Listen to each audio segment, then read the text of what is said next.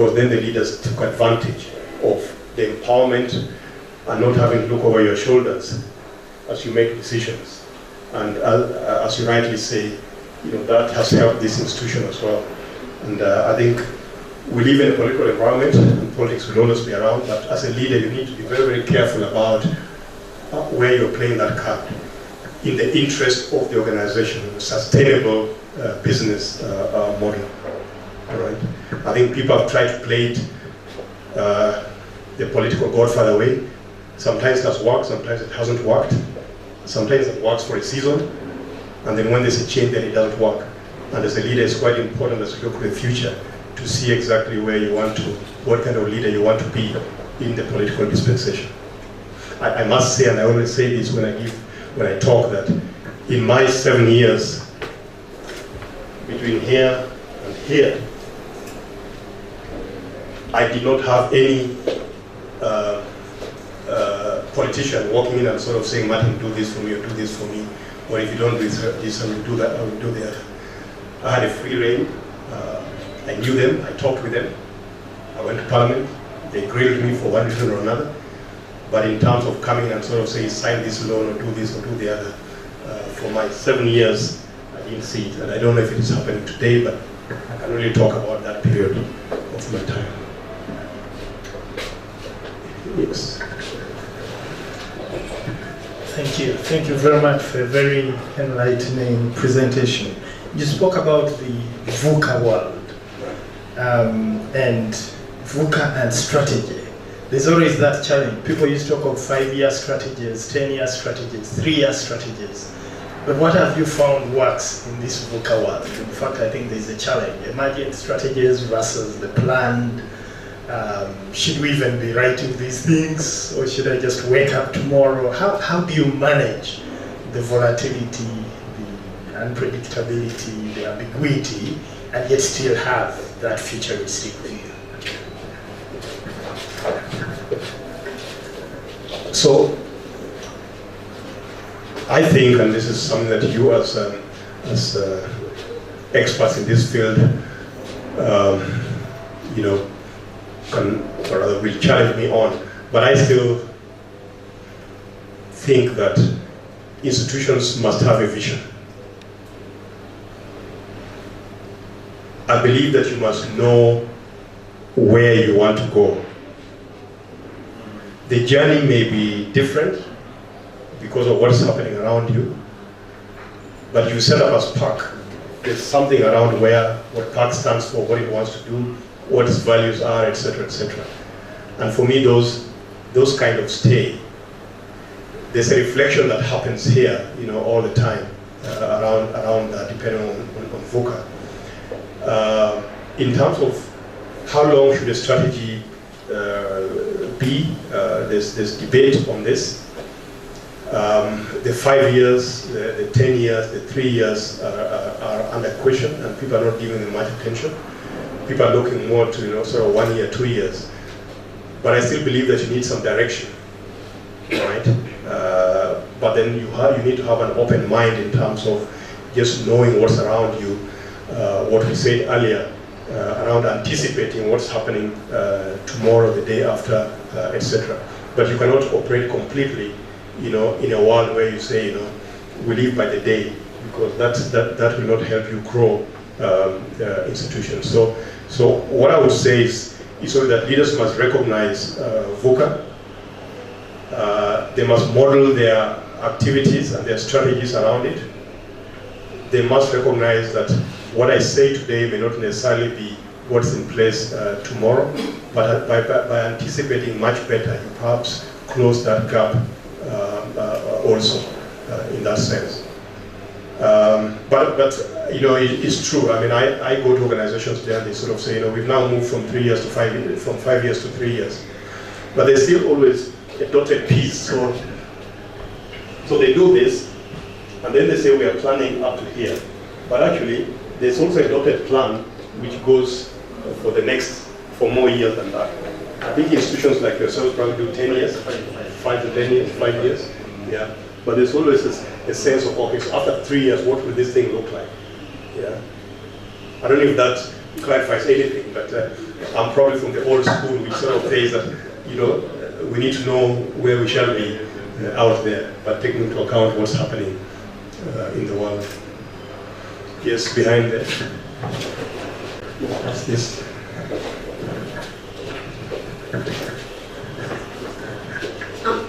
I've been very curious to understand what made you join the Dream Team. Some of us do work in the corporate sector and would like to make a difference within the Kenyan environment. But at times, is that fear at the back of my mind, like, okay, it seems to be a very risky decision.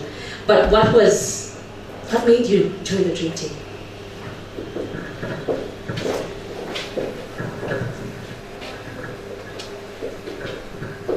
So the simple answer is one man called Richard Leakey. So Richard, whom I didn't know before, walked into my office at Barclays one day. He's a gentleman, so he kind of called my secretary, said, you know, give me 1 hour with this guy. I don't know him and he doesn't know me, but give me some time with him. So I got an hour in my diary. He came in. We kind of sized one another. He's a big guy. So, you are Richard? Yes, I'm Richard and I'm Martin. Okay, have a seat. And we had this conversation, which, to cut a long story short, he said to me, okay, Martin, you know, we are here. This is 1999 we're talking about. He says everything around us is collapsing. The growth rates are minus, I think, 0.7 or minus 1 or something. The political temperatures are heating up. Our country is just about to collapse. You are sitting here feeling very nice as finance director of Barclays. When our world collapses, where will you be with Barclays? So Richard appealed to my emotional side. He sort of said, we may not change the world, but let us do our little bit as citizens of this country, make our little contribution, maybe we can help. So when he sort of touched that button which said, you know, when the world collapses, where will you be with your little Barclays here? So I said, okay. I sat up on my chair and said, okay, so what do you want? So he says, you know, through some lengthy process, the president has asked me to set up a little team, which you are referring to as the Dream Team. And I'm looking for 6 people to come with me. 6 people to go into government in senior positions. And I've followed your history. I don't know you, we've never met. And you come to me highly recommended. Don't ask me by who, he said to me. So what I want you to tell me is whether you're willing to consider it, or if I've not made a good enough sales pitch to you. And I mean, there was a story around it, 3 months kind of story around it, and eventually we took it up. So the straight answer to you is, I guess it was trying to do some national service in difficult circumstances, but also I had a young family then, and I sought some security and some protection, and therefore I secured my job at Barclays.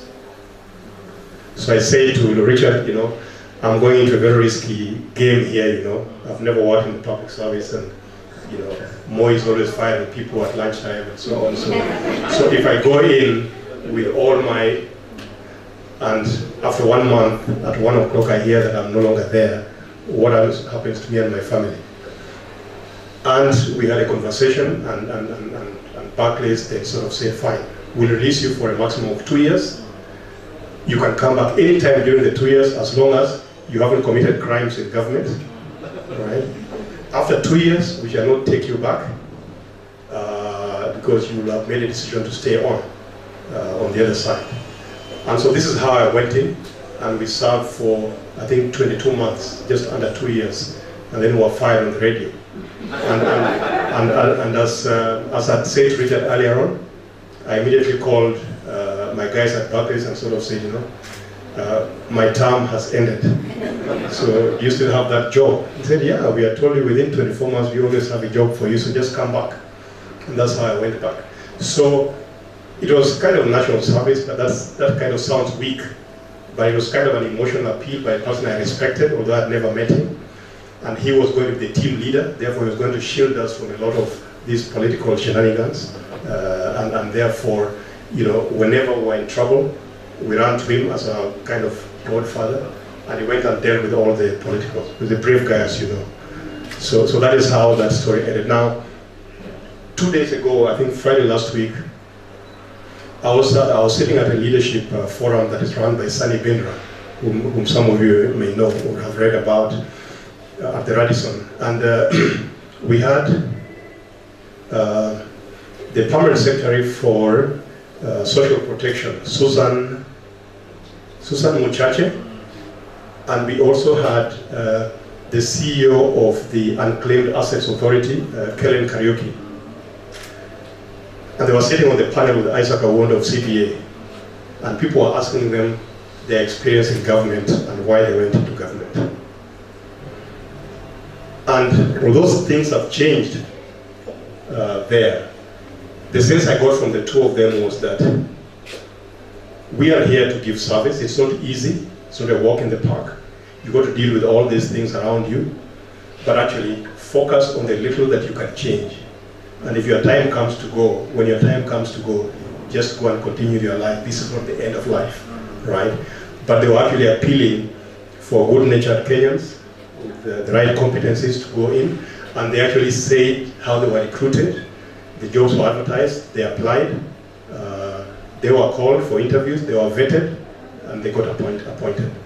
So that kind of gave me hope, you know, the discussion like 4 days ago, last week Friday. Make sense? Right. I don't know how we are doing for time, Percy.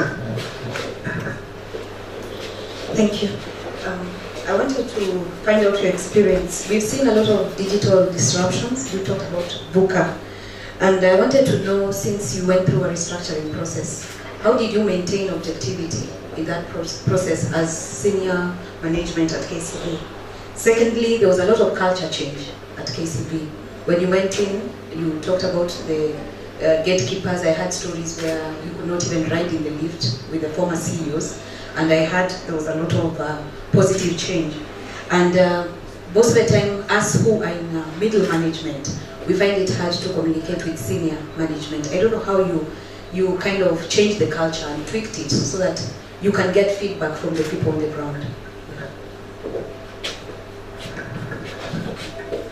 So on the second point, as I mentioned, that was one of the key pillars of our transformation, dealing with the culture issues, and you see the story that we had to sell, my management team and myself. So okay, so my own vision first to my team as wanting excellence. We're here for the customer, the usual story that CEOs kind of bandy around, you know, but saying it with conviction and with passion, right? And living the talk, yeah? I'm demonstrating this by opening my doors to customers, going out to meet customers in branches, going out to meet staff, a lot of communication forums. You know, once a month I was out meeting like 300 of the staff at a tea break, you know, and I would talk for 10 minutes, and the rest of the staff would then talk for the rest of the time and sort of pick up some issues. So trying to open up the space, as we say in one of those slides, open up transparency, deal with some of the difficult issues before they arise, be open. So over a period of time, and I don't think that we actually conquered everybody. I mean, I would be lying if I say that. But we had a broad sense of shifting in terms of the culture, from an inward-looking culture to an outward customer-centric type of culture. Introducing technology helped us quite a bit, removing quite a bit of the sort of manual kind of interaction with its issues around kind of speed and access and so on, because some of these are things which impede proper customer service and interface.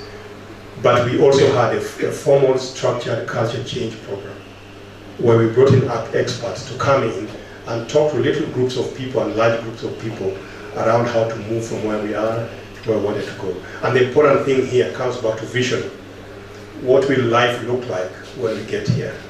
I don't know, those of you who have read that little book about penguins, The Iceberg is Melting. It's a little book, John Cott and a friend of his, it's about probably 100 pages or 80 pages. I read it for the 10th time about 3 weeks ago, and I mean, this story is about penguins living in this iceberg. Winter is coming and it's about to melt and to crumble. It's going to kill all of them. The older generation don't believe that this will happen. They've lived here for 100 years. There's a young guy, a scientist penguin, walking around with a briefcase, collecting data from different data points to prove that this is going to happen. And he's trying to sell this story and nobody's believing him. And time is running out. At the end, he's painting a picture of the future, and comparing with the picture of where we are today. And in that little story, it actually then talks about when they make the shift and they start making small but important wins, and they start, all the other penguins start believing what's going on here, except one or two, but eventually they actually move to the next iceberg. Now the question at the end of the book is, do we actually know what would have happened if we actually stayed there? Because we moved on with life, and the change process was that change is constant. We shall always change. Next time we shall move from this iceberg to the next one, to the next one, to the next one. But fundamentally, moving from here to here was a big issue in that kind of little book. So even with us on the culture debate, it's a combination of things. This penguin is collecting data, so we are also collecting data and sort of saying, this is what the competitive space is looking like. If we don't change, they are going to drive us out of town. If they drive us out of town, you guys will no longer have jobs here. But if we actually make this shift, we'll get more customers, we'll increase your remuneration, your families will be happy, and everybody's going to be happy. So creating that story. And this is a song that, as a leader, I sang over and over and over again in writing, on emails, on face-to-face, and talked about it at every forum. So I think the culture shift there, as I say, it is not complete. It may never be complete, but the little signals around it is what matters, right? The first question was around disruption. Yeah. So again, maintaining objectivity in restructuring is something that is very, very important. You've got to really set the criteria. Obviously, you've got an objective in all this. What do I want to achieve? What does that require? Different elements of the game. And if you're then having a new structure, what jobs do you need or positions do you need here? Forget about the people. Look at the structure as if you're looking at it scientifically, roles and responsibilities. Then do your skills audit or whatever it is, and see the process through which you're going to post people here. So in our case, as I said, we designed the jobs. Everybody reapplied for their jobs. It was probably a very painful 2 months period when I was the only man standing. And there were clients who had to be served. There was an institution which needed to be run, but the uncertainty in the business, the fear in the business was palpable, right? But we went over it. And at the end, as I mentioned, some people left, some people stayed, some new people came in. And I think one of the other things very earlier on in the game is the decision to infuse new and old. So even as we were discussing performance from the early days, we were sort of saying, you see, we've got an institution here with people who have been here for 30 years, since they left school, right? This is the only thing they know. But the world is changing. Why don't we bring in a few guys who have experienced something different as well? So we'll bring in a new head of technology, for example. We'll bring in a new head of marketing or something. We'll bring in a new head of something. So through this, we're also impacting sort of the change, the transformation, and the culture agenda. But I think it requires a thoughtful process. It's not you wake up today and you're shaking up everything. It requires structure to it. It requires a lot of consultation. Professional advice is important in this process, and we used all those methods.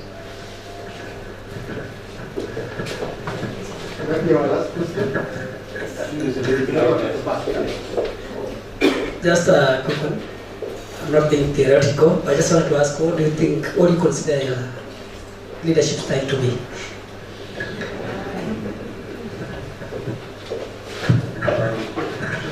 Do you want to give me some choices? Is it a multiple choice question?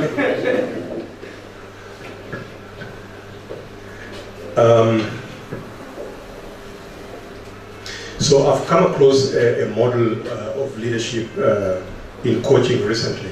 It's an assessment model called the LVI 360, the Leadership Versatility Index. And it's got 4 boxes or axes. So one is an axis which at one end you're a strategic leader, at the other end you're an operational leader. And the other end is, at one end you're a forceful leader, at the other end you're an enabling leader. So the forces at play here is, are you forceful or enabling? Or are you strategic or are you operational? And I want to use that model to answer your question. I think the strength of a leader is in their ability to be versatile.